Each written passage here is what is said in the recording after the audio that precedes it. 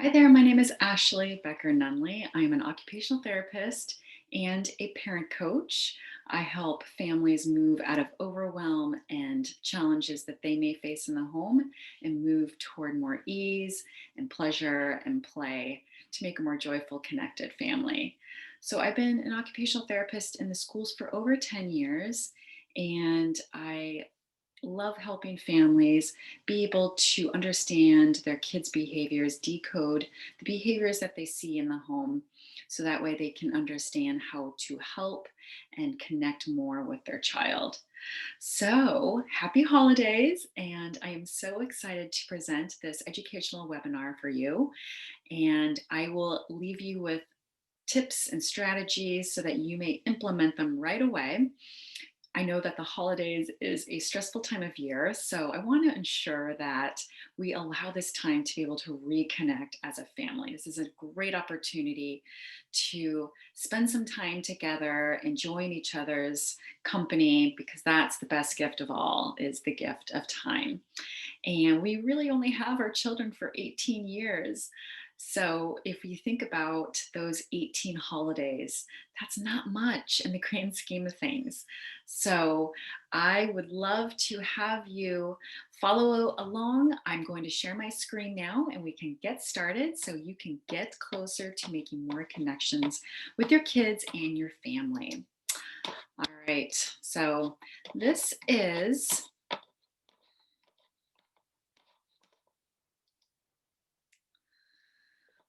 reducing overwhelm over the holidays. So, we are in a period of time where it's already stressful, already overwhelming. Parents are stressed, they're wearing so many hats. Parents are dealing with the pandemic, and with the pandemic comes, spending more time in quarantine and wearing all these hats: cook, chauffeur, teacher, worker, cleaner, and it goes on, right? And so, with the addition of the holidays, that is extra stressful for many people. They see it as just another task to add to the already endless tasks of things to do. So, let us try to move into seeing the holidays as an opportunity to really spend quality time with our kids and less time thinking about giving presents, because that's not what the holiday is about. It's not about buying and giving material item. It's more about connecting with those that matter and spending time in those relationships. So this is me, again, Ashley, the Joyful Mama Mentor, and I coach parents, and I work with parents one-on-one in my coaching program. And at the end, I will share what that looks like. So what we'll cover today in this webinar is how to encourage your kids to listen, ways to reconnect, and how to get ongoing support. All right, so this dates me, but I wonder, do you recognize this woman? This is from the 1980s, and she was the Calgon mother. Remember this one where the kids are running around screaming and throwing toys, and she just looks up and says, Calgon, take me away. So you may be feeling like you can relate to this. I know many of us can relate to the Calgon woman right now. We've reached so many milestones together this year, and it has been quite the year. So trust me, you are not alone. Everyone around the world is impacted by the pandemic. So you are certainly not alone. So I hope that we can move through this webinar together, and I hope you can really take away some great tips. All right. So to begin, we want to take this opportunity to reduce overwhelm. This holiday season is a time to reconnect. And so I really hope you take this opportunity to consider that and what that looks like. What does that look like for your family? Maybe that means making sugar cookies together and decorating them with your toddler. Maybe that means decorating the Christmas tree with your older kiddos, maybe that means putting out Christmas lights on on the house with your teenager. Maybe that means going out and celebrating Hanukkah and the gift exchange in having those moments day to day. So whatever that looks like for you, make it special, make it memorable. So you want to connect with your child, right? And the idea is when you connect with your child, you're working to reduce overwhelm. And oftentimes, when we are coming from a place of overwhelm, like right now, it's really hard to motivate your child to listen to you. So, I am hearing from so many of my parent clients right now, but my kids won't listen to me, or my kids are ignoring me, or I have to ask them to do something again and again and again. And I feel like a broken record. This is such a common concern, and I hear this all the time. In fact, I heard it so often that I did create a program, and I'll tell you more about that at the end. But right now, I want to go ahead and share some tips on how to encourage and motivate your child to listen to you during stressful times like the holidays. So, we're going to reframe the idea of the holidays as a time to reconnect. So during this time, give them a reason to want to listen to you. What is that? What does that mean? So, what that means is thinking about ways that you may talk to your child, the way that you present yourself when you're with your child. When you're upset and you come from a place of stress and frustration and anger, and you ask your child to do something, they're going to pick up on that and they're going to be on guard immediately. When you come from a place of flight or fight, they too will mirror that back to you and they will be on guard. And it's really hard to even listen to directions when one is in that fight or flight mode. So, when you come from a place of calm and want to get your child to comply to expectations of the household, you really want to think about how you present yourself. So, again, work on making sure that you're reducing your own stress and overwhelm. So, when you show up to your child, you don't show that frustration in your facial expressions, in your body language, in the tone of your voice. So, you got to consider all of that and how you present yourself. So I like to use first, then. Now, this is a simple way to break it down. This is a simple way to direct the child for what is expected. So, for example, you can say, first hang up your coat, then you can play. First put your shoes away, then you can read your book. First take your plate to the counter, then you can go watch your show.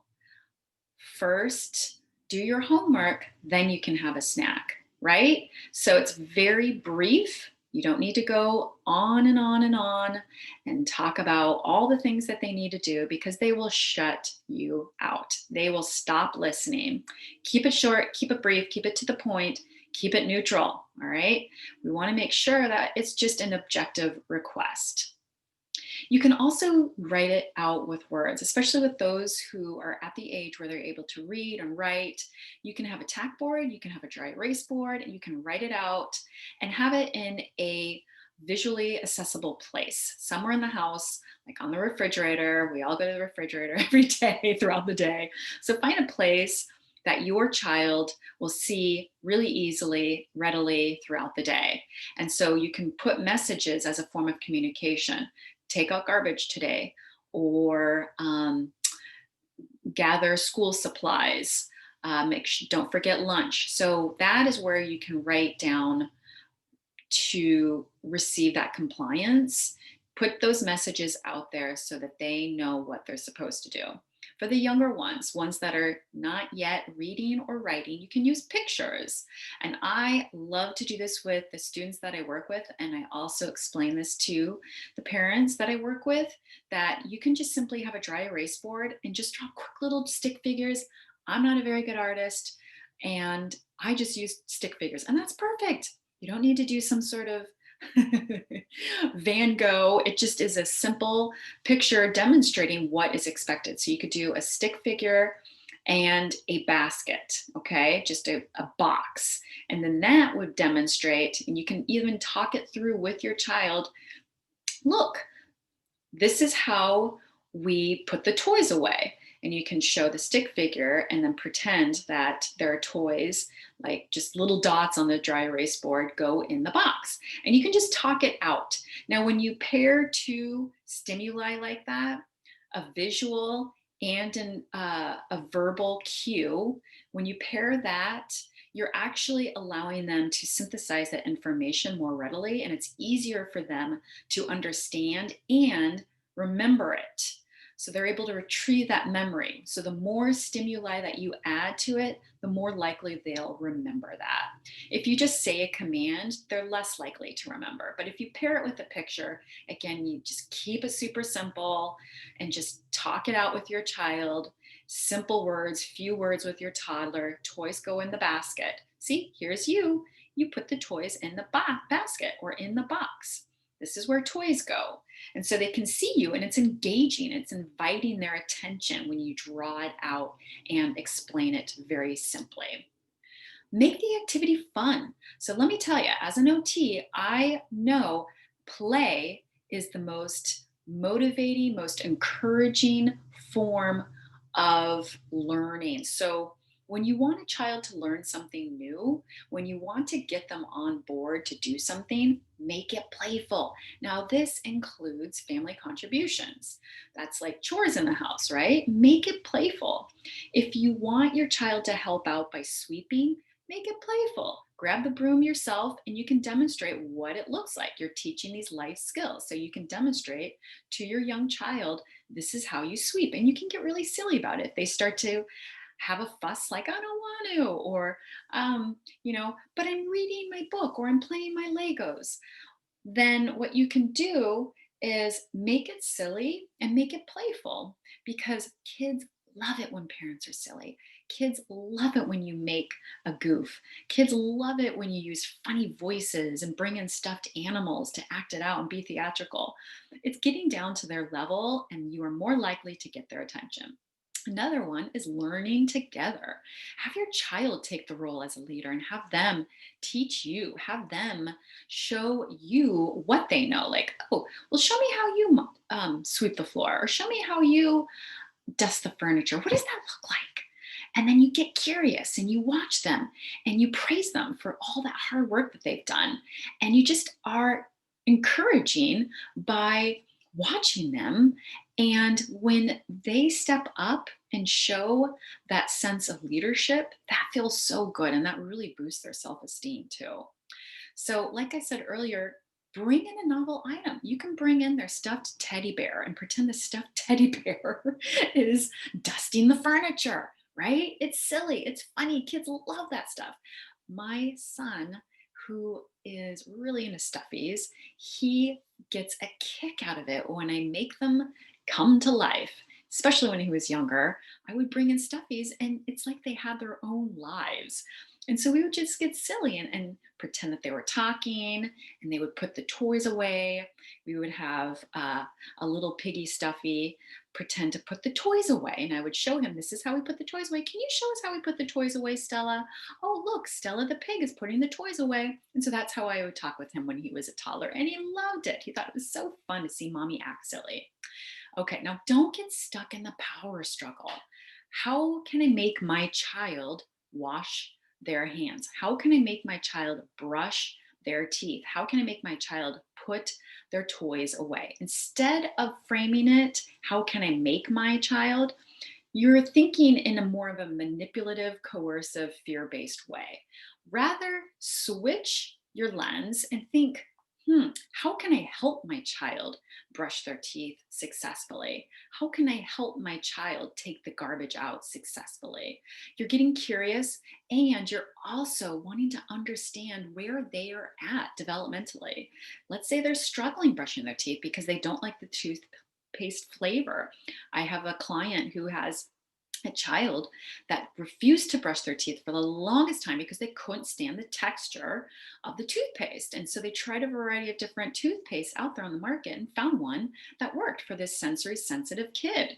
So just get curious, ask questions, and really get down to their level to understand what they're struggling with. Life is filled with opportunities and choices. So let's give choices, especially for the younger ones. You could present two choices. So, for example, if your child is struggling getting dressed for the day, you can ask them, would you like to wear the stripy socks or the stars socks? Would you like to wear the blue shirt or the green shirt? Let's say they're having a hard time um, getting ready to go to the car. You can say, should we hop to the car or should we pretend that we're bears and crawl to the car? Right? Give them choices. When they have choices, they feel a sense of control. Rather than you barking orders, they will feel more in control when you give them the opportunity to decide. And they love that. Another one that I always start with my clients is establishing a routine, especially right now when everything seems just completely off, unpredictable.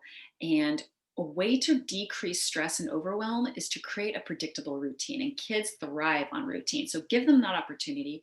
Sit down with them, have them help you make a routine. They're more willing to participate and be active in that process of following the routine when they do it with you. Create a visual chart for the younger ones, those who are not yet able to read.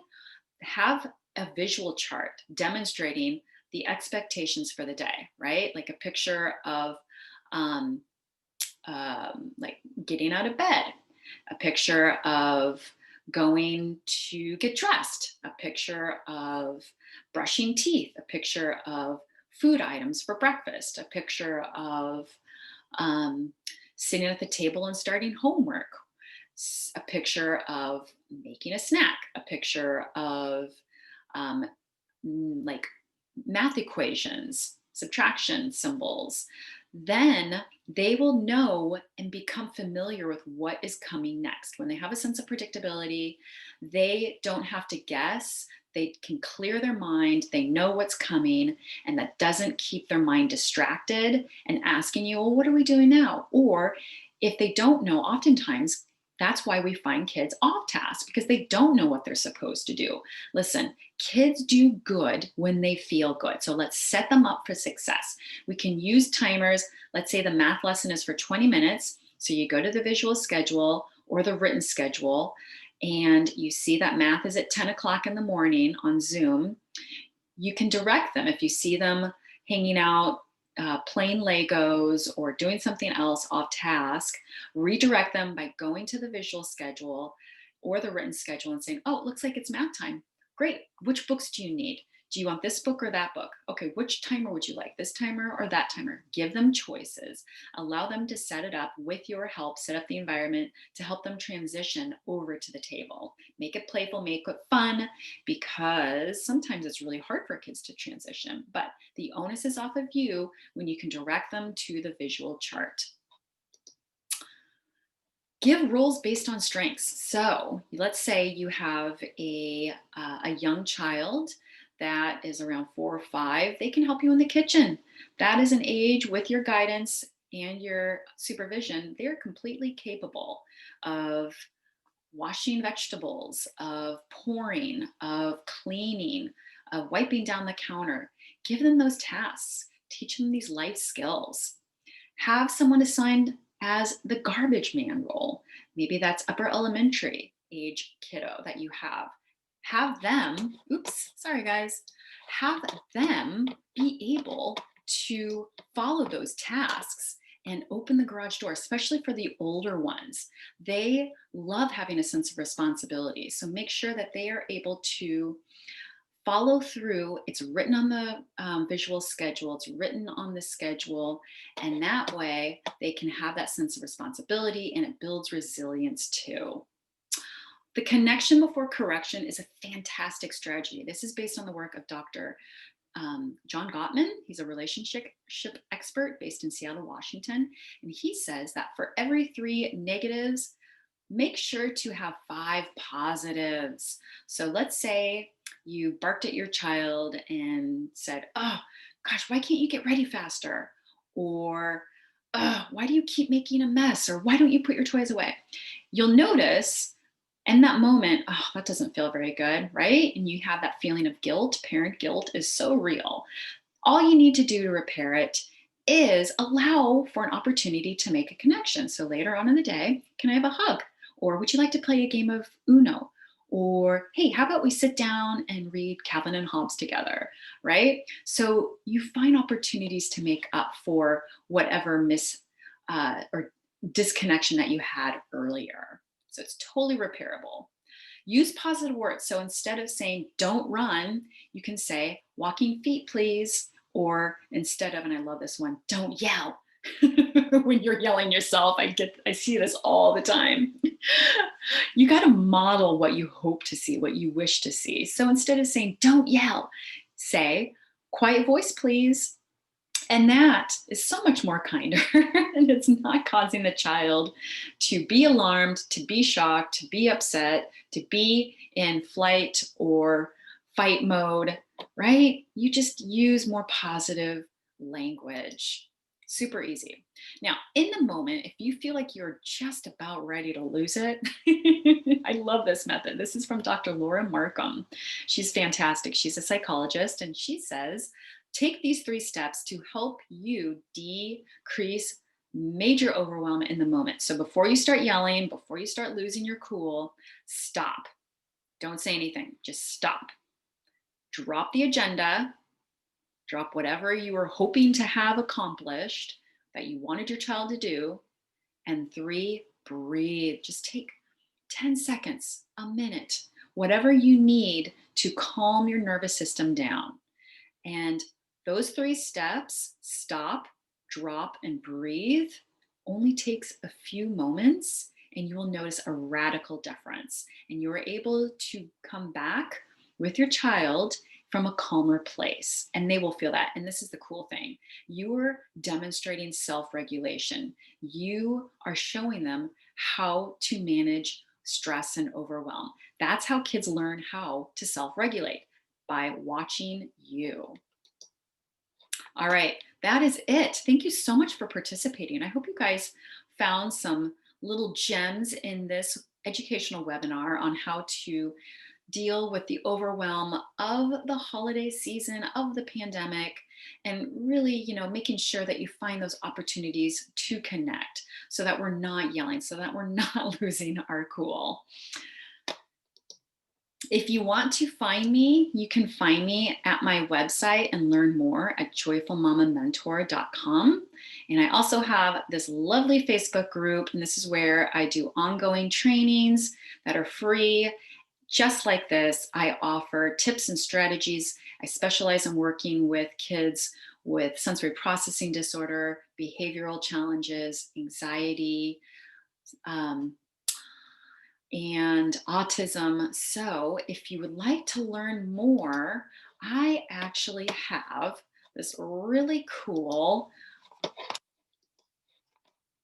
program. It's called How to Get Your Kids to Listen the First Time. This is a 6-week program. So if you want to learn more, make sure to go to my website at joyfulmamamentor.com. And that is where you can learn more on what it is for the 6 weeks, how to encourage your children to listen. All right, you guys, that is it for now. I hope you find this helpful and beneficial. Give these tips a try. Reach out to me. Let me know if they worked.